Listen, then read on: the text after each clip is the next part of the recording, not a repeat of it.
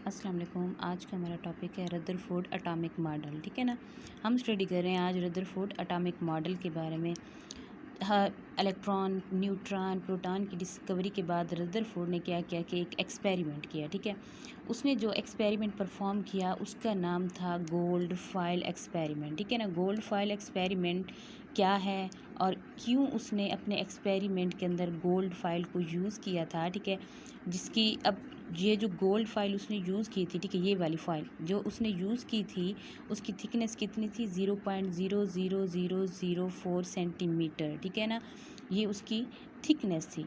ठीक है। उसके बाद अगर सबसे पहले हम बात करते हैं कि रदरफोर्ड एटॉमिक मॉडल की।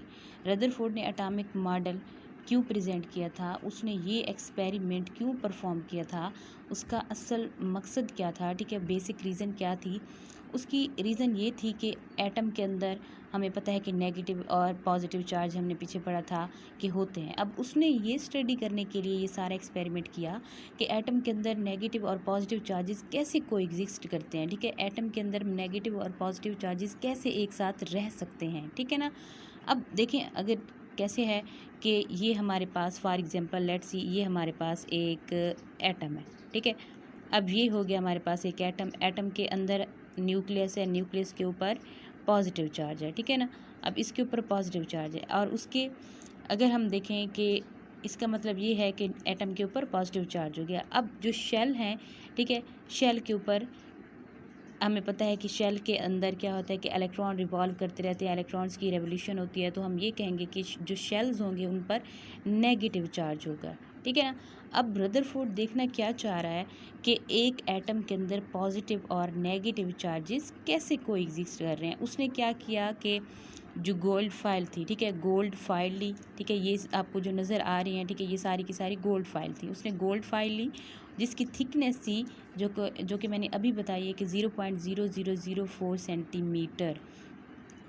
इतनी कम थिकनेस उसने क्यों ली? क्योंकि हमारे पास जो अल्फ़ा पार्टिकल्स हैं, ठीक है, उनकी बम्बार्डमेंट करनी है।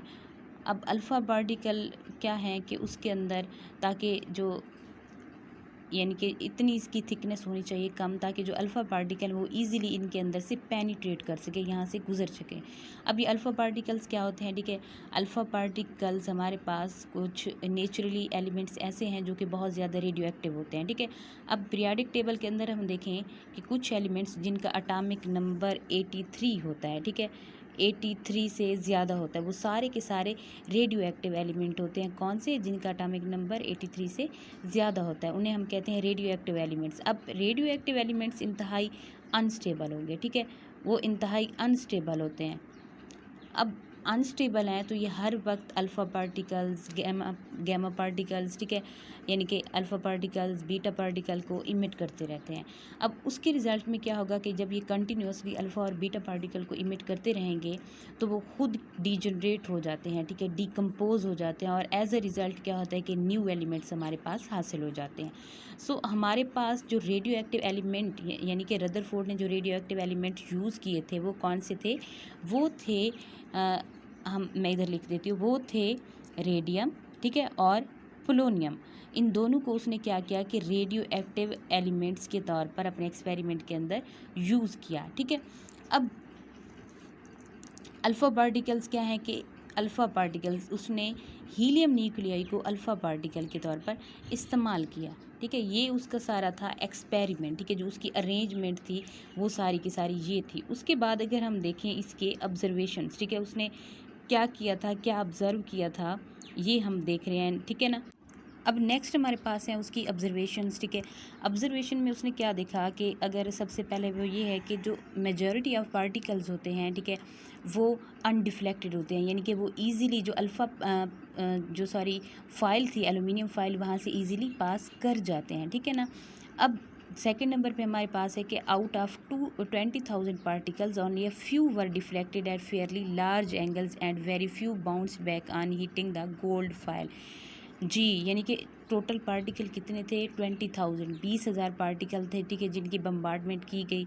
लेकिन उनमें से फ्यू ऐसे थे, कुछ ऐसे थे जो कि डिफ्लेक्ट हो गए, ठीक है, बहुत बड़े एंगल पे डिफ्लेक्ट हुए, और कुछ ऐसे थे जो कि उस फाइल से एलुमिनियम गोल्ड फाइल से टकरा के वापस यानी कि बाउंस अगर हम उसकी ऑब्जर्वेशन को यहाँ इस डायग्राम से समझने की कोशिश करें, इस अरेंजमेंट से, तो हम ये देखेंगे कि आपको नज़र आ रहा होगा कि कुछ पार्टिकल्स ऐसे हैं, अल्फ़ा पार्टिकल, जो कि बिल्कुल ऐसे देखें स्ट्रेट लाइन जा रहे हैं, सीधे बिल्कुल, वो यानी कि उनके अंदर डिफ्लेक्शन नहीं हुई। लेकिन कुछ आपको ऐसे भी नज़र आ रहे हैं जो कि स्मॉल डिफ्लेक्शन शो कर रहे हैं, ठीक है। और चंद पार्टिकल्स ऐसे भी हैं, अल्फ़ा पार्टिकल, जो कि बिल्कुल वापस थोड़ा सा आगे गए, ठीक है, उस जो फाइल थी उसके साथ टकरा के वापस आ गए, ठीक है ना। अब अगर हम देखें इसके रिज़ल्ट्स, अगर हम देखें, ठीक है, रिज़ल्ट्स इसके क्या होंगे, उसके नताइज क्या होंगे। ऑब्जर्वेशन तो हमने बता दी कि ऑब्जर्वेशन क्या थी, कि जो ऑलमोस्ट तमाम पार्टिकल्स होते हैं वो अनडिफ्लेक्टेड होके पास हो जाते हैं, लेकिन कुछ पार्टिकल्स ऐसे होते हैं जो कि स्मॉल डिफ्लेक्शन शो करते हैं, और कुछ पार्टिकल ऐसे भी होते हैं, चंद एक ऐसे भी होते हैं जो कि लार्ज डिफ्लेक्शन शो करते हैं।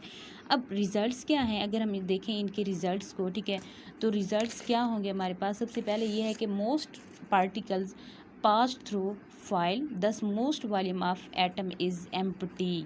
जी, कि क्योंकि ज़्यादातर जो पार्टिकल्स हैं वो बिल्कुल स्ट्रेट लाइन पास होते हैं, ठीक है ना। ज़्यादातर वो क्या कर रहे हैं, स्ट्रेट लाइन सीधे बिल्कुल जा रहे हैं। तो इसका मतलब ये है कि एटम का जो मेजॉरिटी ऑफ वॉल्यूम है, ठीक है, वो बिल्कुल एम्प्टी है, खाली है। उसके बाद अगर हम दूसरा पॉइंट देखें कि deflection of few particles prove that centre of atom is positively charge called nucleus, ठीक है।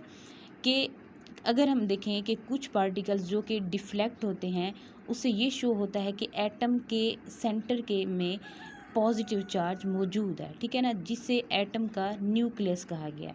अब थर्ड नंबर पे हमारे पास है कि complete rebounds of a few particles show nucleus is dense and hard. हाँ जी, वो ये है कि क्योंकि कुछ पार्टिकल्स जो कि बाउंस बैक हुए थे, यानी कि टकरा के फॉइल से टकरा के वापस मुड़ गए थे, तो इससे क्या शो होता है, इससे शो ये होता है कि जो न्यूक्लियस है वो हार्ड है और डेंस है, ठीक है। अब नेक्स्ट हमारे पास है फिफ्थ नंबर पे, वो ये है कि सिंस फ्यू पार्टिकल्स, ठीक है,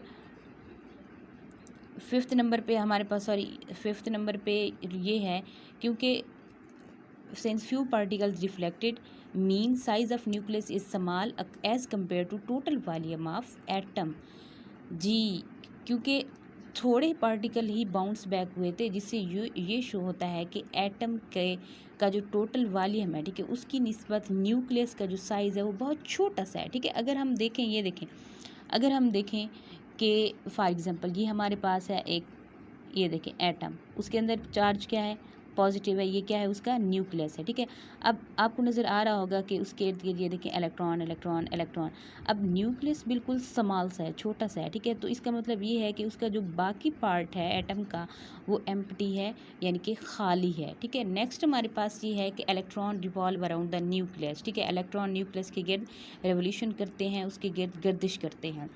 एटम इज़ न्यूट्रल, ठीक है। एटम क्या है, एज अ होल अगर हम उसे देखें तो वो न्यूट्रल है, ठीक है ना, यानी कि उसके ऊपर कोई चार्ज नहीं है, क्योंकि जब नंबर ऑफ़ इलेक्ट्रॉन्स इक्वल हो जाएंगे नंबर ऑफ़ प्रोटॉन्स के, तो ज़ाहिर सी बात है एटम के ऊपर कोई चार्ज मौजूद नहीं होगा।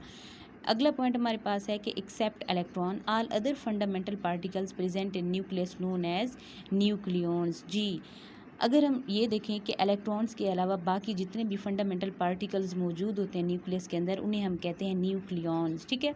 ये तो हो गए उसके रिजल्ट्स। अब उसके हम अगर डिफेक्ट्स देखें, डिफेक्ट्स क्या हैं, सबसे पहले नंबर पे हमारे पास है कि electron emit energy continuously therefore should ultimately fall into nucleus, ठीक है। जो इलेक्ट्रॉन है, ठीक है, यानी कि ये क्लासिकल अगर हम देखें रेडिएशन की क्लासिकल थ्योरी हमें ये बताती है कि जो इलेक्ट्रॉन्स हैं ये न्यूक्लियस के गिर्द रेवोल्यूशन के अंदर होते हैं, ठीक है। इलेक्ट्रॉन मुसलसल अपनी एनर्जी को इमिट करते रहते हैं, ठीक है, और अल्टीमेटली ये फॉल कर जाते हैं न्यूक्लियस के अंदर, ठीक है। अब दूसरा हमारे पास डिफेक्ट ये है कि अगर इलेक्ट्रॉन कंटिन्यूसली एनर्जी इमिट करते हैं तो लाइट का कंटिन्यूस स्पेक्ट्रम उन्हें बनाना चाहिए, लेकिन अगर हम दर हकीकत देखें तो एटम लाइन स्पेक्ट्रम बनाता है। अब स्पेक्ट्रम अगर हम देखें, हमारे पास एक प्रिज्म है, ठीक है, प्रिज्म के ऊपर हम वाइट लाइट डालते हैं, जब वाइट लाइट इसके ऊपर पड़ेगी तो आगे ये 7 डिफरेंट कलर में सेपरेट हो जाएगी, ठीक है ना।